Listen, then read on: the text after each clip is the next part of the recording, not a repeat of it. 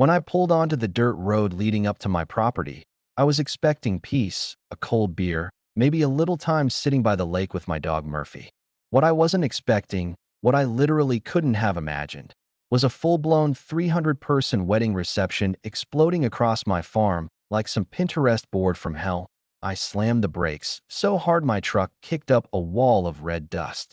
My damn road, was jammed with luxury sedans and Teslas parked like they were tailgating a football game. White tents sprawled across the hayfield. Folding chairs lined the lake. Fairy lights dangled from trees that had been standing since the Civil War, and a giant banner flapped across my old barn doors. Wedding of the Who. I just stared. Then a little girl in a frilly dress ran through my tomato patch, and that was the last straw. Hands gripping the wheel until I could hear the truck creak. I jumped out, stormed past confused old ladies clutching plastic wine glasses, past catering vans, until I found the nearest staffer with a headset and clipboard. "Excuse me," I barked. "What the hell is this?" He looked up, smooth confidence plastered on. "Oh, you must be Mr. Caldwell. We were told you approved this weeks ago." Sunny Trails HOA said this area is part of the shared green zone, community land. I felt something snap. "Son, this is my private property. Land my family had owned since Teddy Roosevelt was still punching bears." "Community?" I said, voice rising. "Unless you mean me and Murphy, there is no community here." He froze. "Wait, you're saying this isn't HOA land?" I leaned close. "I'm saying one more step on my soil without permission, and someone's leaving with a boot print somewhere inconvenient." I didn't wait for him to respond.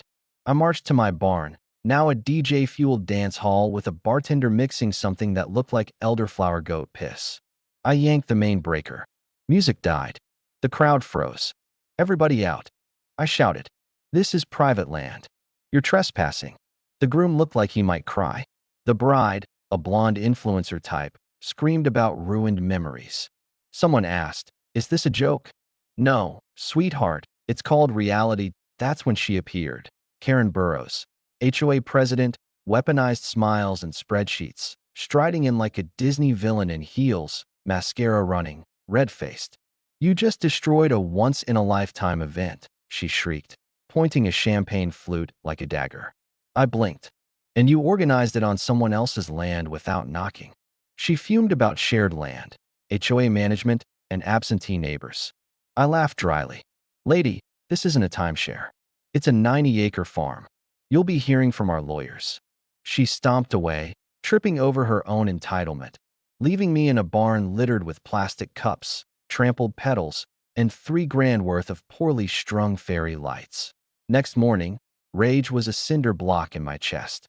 Murphy, my old retriever, sat on the porch, ears drooped, like he'd witnessed a war crime. Around 9, a white Lexus rolled up. I didn't bother with a shirt, just waited with coffee. Karen emerged in her beige pantsuit, folder in hand, sunglasses like a smug crown, flanked by her lawyer. "Mr. Caldwell," she chirped. "Let's clear things up." I sipped coffee. "You mean the illegal wedding on my land?" She slid a document across the table, a documented easement agreement, allegedly signed by my grandfather, granting HOA shared use. I stared. The signature was all curls and flourish, not the blocky, furious letters he used. "Nice forgery," I said. Karen stiffened. Her lawyer muttered about HOA records. I shrugged. My grandfather hated HOAs, called them legal cults with lawnmower fetishes. He wouldn't sign over a damn blade of grass.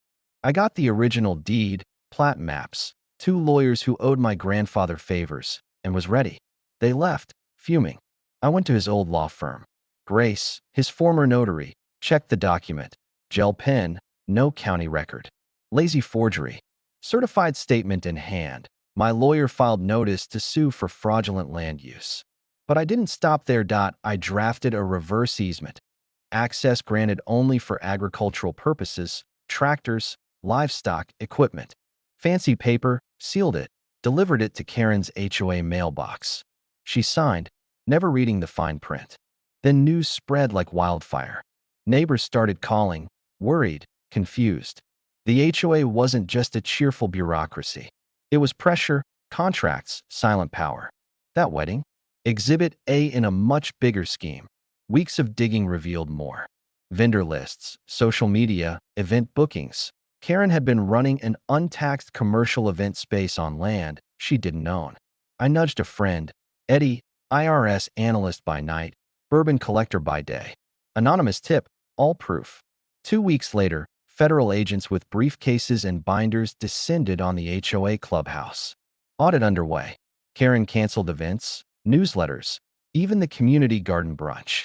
Board members resigned. Treasurer went silent. Integrity collapsed. Neighbors came forward. Thompson's, Mr. Breener, 11 families in total, manipulation, coercion, forged agreements. Mike, my lawyer, and Grace compiled evidence. Lawsuit assembled. Fraud, misrepresentation, property interference. I printed posters. HOA hosting events on land they don't own. IRS is watching. Petty? Yes. Cathartic? Absolutely. Public opinion turned.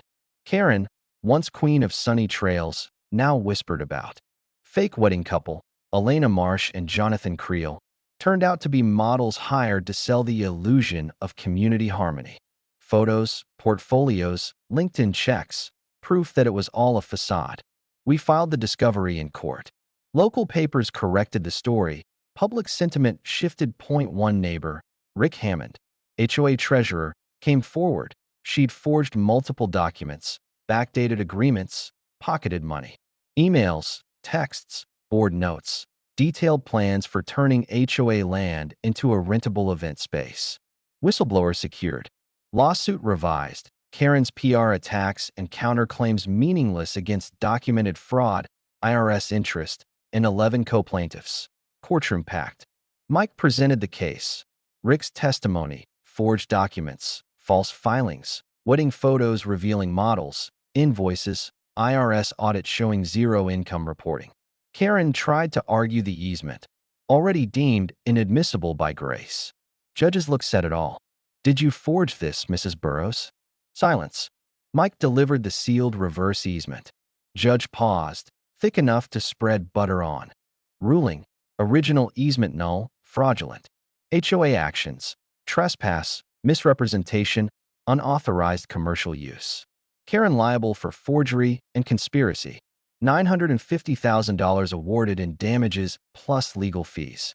HOA ordered to liquidate assets for other homeowners. Karen personally referred for criminal investigation. Outside the courthouse, a reporter shoved a mic in my face. I paused. Don't mess with farmers. We tend to grow things, including consequences. 6 months later, grass regrown, barn repaired, breaker box reinforced. Except one spot, the altar, marked with a granite slab. This land was never yours to rent. Mine to protect. Wildflowers planted, real ones. First Saturday of spring, a picnic with Mike, Grace, Rick, neighbors, Murphy, lemonade, ribs, laughter. No tents, no fake champagne, just real people. I sipped sweet tea, holding my first author copy of Against the HOA, My Land, My Rules. Ink, freedom, and a hint of vengeance. And somewhere in the distance, you could almost hear Karen's spreadsheet tyranny collapsing, because in the end, the land remembers, and so do we. Now, here's the question for everyone watching. What would you have done? Walked away or fought back?